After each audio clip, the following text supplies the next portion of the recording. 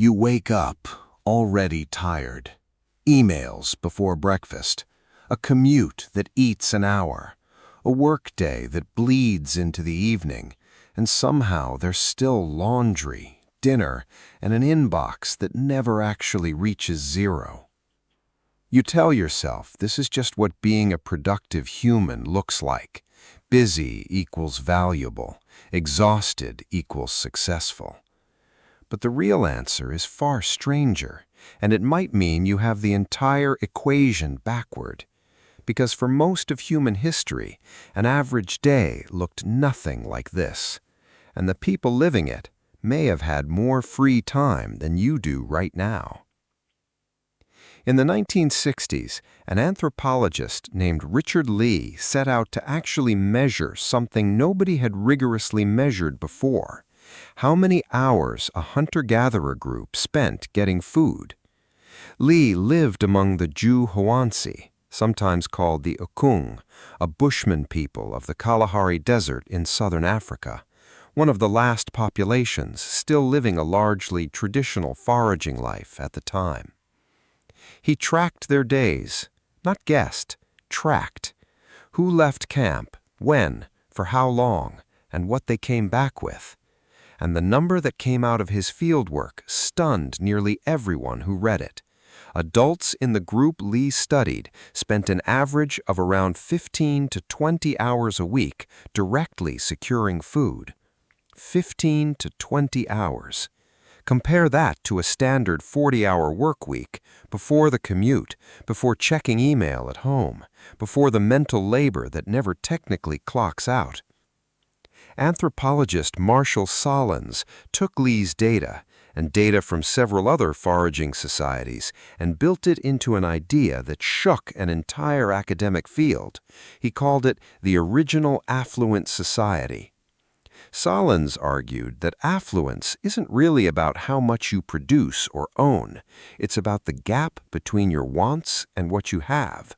Hunter-gatherer societies, he suggested, weren't affluent because they had abundant possessions. They were affluent because they wanted very little, and what they wanted they generally already had. Think about how strange that reframing is. You've probably been taught that history is a slow climb from scarcity toward abundance, and that ancient humans lived desperate, exhausting lives, scraping for survival every waking hour. Solins' argument, backed by Lee's numbers, suggested something closer to the opposite. In many cases, foragers worked less, not more, than people in agricultural or industrial societies that came after them. So what did all that spare time actually look like? Lee's fieldwork and later studies building on it painted a picture that has almost nothing in common with a modern rest day. There was no scrolling, no streaming queue. Time not spent foraging went into an enormous amount of social contact, storytelling that stretched for hours around a fire, gossip, joking, trance dances, childcare shared across the entire camp rather than isolated within single households, and long stretches of what researchers simply called rest. Naps weren't a guilty indulgence squeezed against a schedule. They were an ordinary part of the day, the same as eating. Now here's the twist, the part that keeps this story from becoming a simple fairy tale of ancient leisure. Later anthropologists went back and picked apart Lee's original numbers, and their criticism mattered. Lee's count captured direct foraging time, walking out, hunting, gathering, and walking back. It didn't fully capture the hours spent afterward processing what they'd brought home, cracking nuts, preparing hides, making and repairing tools, cooking over an open fire without a stove or refrigerator to speed anything along.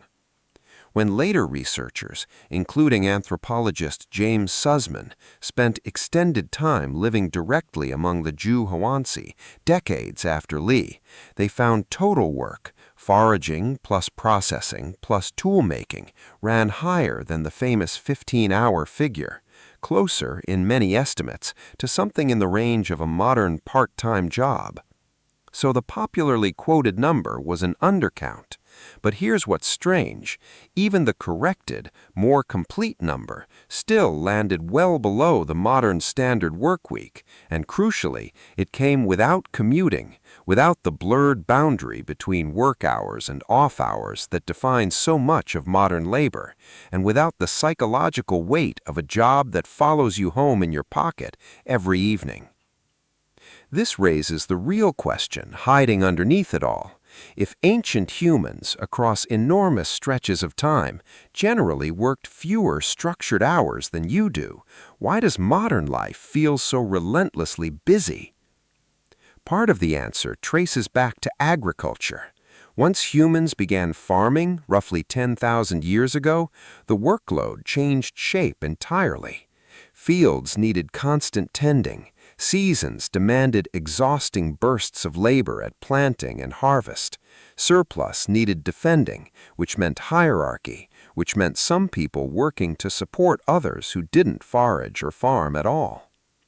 The relatively even, flexible rhythm Lee and Sussman documented among foragers gave way to something more rigid, more demanding, and far less evenly distributed. Then industrialization added a second layer entirely. Work became detached from daylight, detached from season, detached from the body's own signals for rest. Clocks, not sunlight or hunger, began dictating when labor started and stopped. And more recently, a third layer arrived, one that even factory workers a century ago never had to contend with, a device in your pocket that makes the boundary between work and rest almost impossible to locate, blurring the two together in exactly the way foraging life once did, except now in the wrong direction, dragging leisure into work instead of letting work dissolve gently into rest. Here's the modern mirror in all of this. Technology promised to hand you more free time than any human in history. In many narrow, measurable ways, it has, and yet reported feelings of busyness, exhaustion, and time scarcity have climbed for decades in surveys across industrialized countries, even as raw leisure hours, according to some of that same data, have technically increased. It turns out more free time doesn't automatically feel like more free time if your nervous system never fully exits work mode, the way it seems foragers around that fire never fully entered it in the first place. So maybe the ancient answer isn't envy for a vanished, effortless past. 15 hours was too generous a number, and the real one still required real physical labor. But the deeper lesson survives the correction. Work and rest weren't sealed into separate airtight boxes. Wanting less mattered as much as producing more. And an evening around a fire, with nothing to check and nowhere else to be, may have done more for a Juhoansi forager's sense of restedness than a Sunday spent guiltily half relaxing while your phone quietly keeps track of everything waiting for you on Monday. You wake up already tired. Emails before breakfast, a commute that eats an hour, a workday that bleeds into the evening, and somehow there's still laundry, dinner, and an inbox that never actually reaches zero. But tonight, maybe you put the phone down an hour early, sit with someone you love, and let the evening actually end the way it did around a fire for most of the time humans have existed.